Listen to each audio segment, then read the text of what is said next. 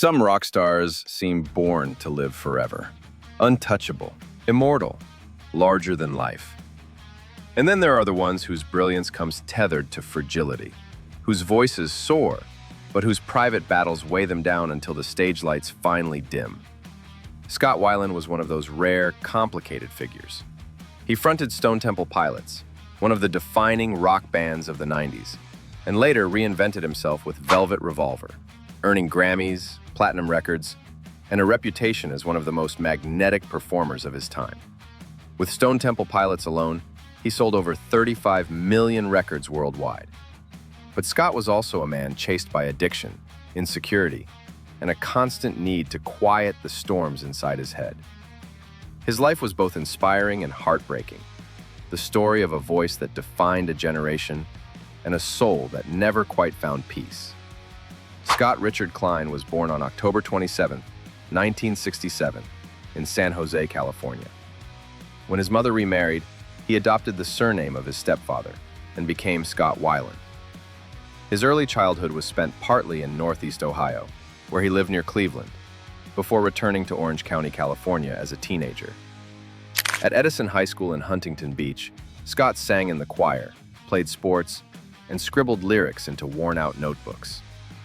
He studied briefly at Orange Coast College, but his true education came from the records stacked in his bedroom. His heroes were David Bowie and the punk and new wave revolution of the early 80s.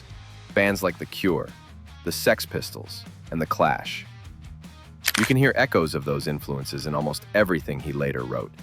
The glam, the sneer, the restless experimentation. Scott's friends remembered him as someone who could charm a room one moment and retreat into himself the next.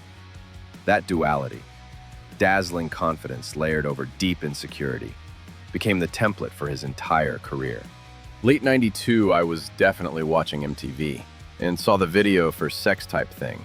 That was my favorite track on the album. Personally, I remember for the first time I had so many different albums I wanted to listen to. Core was one of the handful I would put on while playing my Sega Genesis. In 1987, Scott answered a flyer looking for a singer and found himself in a cramped San Diego rehearsal space with guitarist Dean DeLeo, bassist Robert DeLeo, and drummer Eric Kretz. The chemistry was immediate.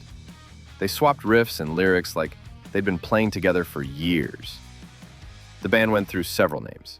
First, Swing, then Mighty Joe Young, and even the tongue-in-cheek Shirley Temple's Pussy, a nod to the STP motor oil logo. Eventually, they settled on Stone Temple Pilots. By 1992, they were signed to Atlantic Records, and their debut album, Core, hit like a bomb. Fueled by tracks like Sex Type Thing, Wicked Garden, and especially Plush, the record went 8 times platinum. In 1994, Plush won the Grammy for Best Hard Rock Performance, cementing them as a new force in rock. Scott, with his angular face, feather boas, and iconic megaphone. Seemingly overnight, he was hailed as a new Jim Morrison, part poet, part provocateur. But for Scott, the applause was a double-edged sword. The spotlight magnified his insecurities. The bigger the shows got, the more he leaned on drugs and alcohol to quiet the noise in his head. In 1994, Purple dropped and debuted at #1 on the Billboard 200, with songs like Vaseline and the soaring Interstate Love Song. The band proved they weren't a one-album wonder. The latter track, which dominated radio for months, was inspired by Scott's lies to his then-fiancée Janina Castaneda as he tried to hide his drug use. Purple showed a band willing to stretch beyond the grunge label critics had slapped on them. It was more melodic, more experimental, yet still heavy enough to ignite arenas. Scott's stage persona grew just as flamboyant.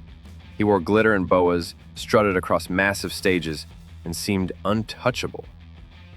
But backstage, his drug use escalated. In May 1995, he was arrested in Pasadena for possession of heroin and cocaine. He entered treatment, but relapsed soon after. The band pushed forward with Tiny Music, songs from the Vatican gift shop in 1996. Psychedelic and risky, it still went double platinum and produced hits like Big Bang Baby. Yet, the cracks in the band were widening. Tours were canceled, shows were missed, and Scott's erratic behavior became tabloid fodder. He hated being labeled the poster boy for wasted potential. But every relapse, every broken promise, only reinforced the narrative. Even as Scott faltered, the music stayed unforgettable. For me, Lady Picture Show, Trippin' on a Hole in a Paper Heart, 7 Caged Tigers are still great songs and get regular play on my playlist. By 1999, the band released Number 4, recorded in fragmented sessions, depending on when Scott was clean. The record gave them Sour Girl, one of their biggest mainstream hits. But the effort strained everyone involved. Meanwhile, Scott's personal life was unraveling. Court cases, probation violations, and public struggles with sobriety made headlines as often as his music. Then came a surprising new chapter.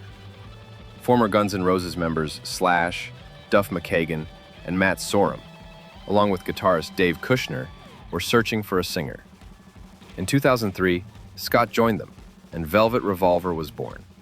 Their debut album, Contraband, 2004, was an explosive success.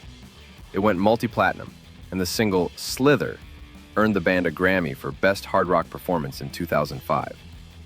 For a brief moment, it looked like Scott had conquered his demons. He was back in stadiums, back on the charts, and back in the headlines for the right reasons. But the cycle repeated. Missed rehearsals, onstage meltdowns, and relapses strained the band. Their follow-up Libertad, 2007, fell short commercially. By 2008, Scott was dismissed from the band, with Slash citing increasingly erratic onstage behavior and personal problems. I'll never forget seeing him at Laserfest in July of 2008.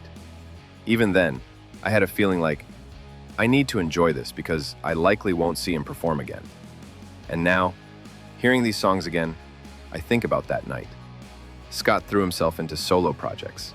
12-bar blues, Happy in Galoshes, even a holiday record.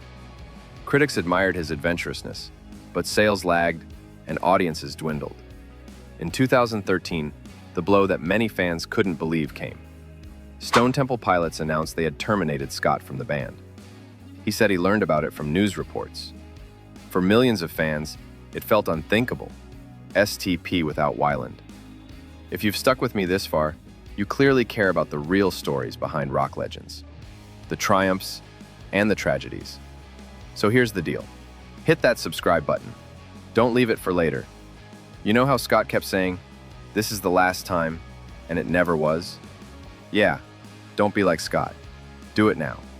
Subscribe, click the bell, and let's keep the music alive together. After STP, Scott formed the Wildabouts, a scrappy new band that toured clubs and mid-sized venues.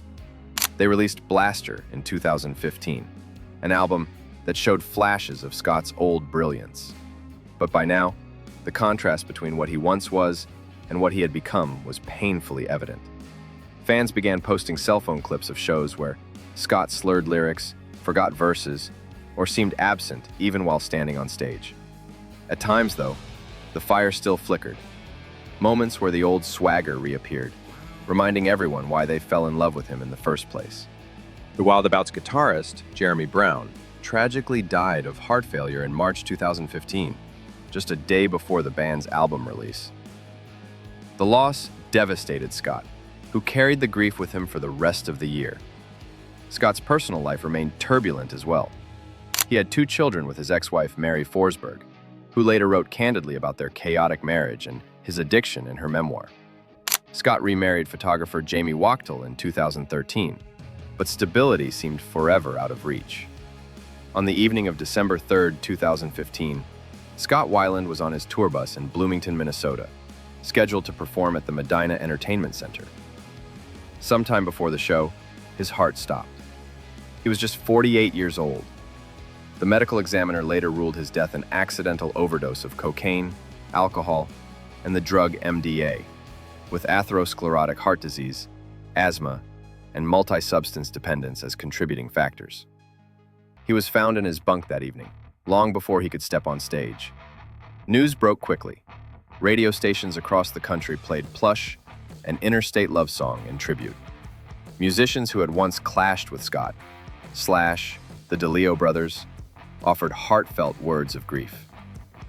His ex-wife, Mary Forsberg Weiland, released a statement saying, "Our children will never get the best of Scott again.